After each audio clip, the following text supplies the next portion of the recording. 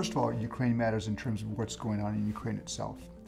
Do you want to have a state on your borders with 46 million people where it's democratic, it's stable, there's a normally operating political system, where it has values that are compatible with that of the European Union, where the economy is growing and people say, hey, I have a future here, I can stay here, I can work and prosper and have a family and aspire to better things for my kids.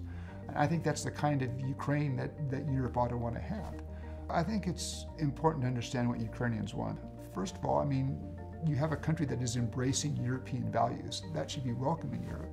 Since the Maidan, there have been 2 elections, national elections, a presidential election and an election to the Rada, that's their parliament, that were seen as free and fair, met all the European standards, were very good elections. That's important. Institutional Europe, the European Union, NATO ought to ask, what kind of Ukraine do you want on your border? I would argue the best thing for Europe is a stable Ukraine with a democratic system, a growing market economy. That's the kind of neighbor you should want.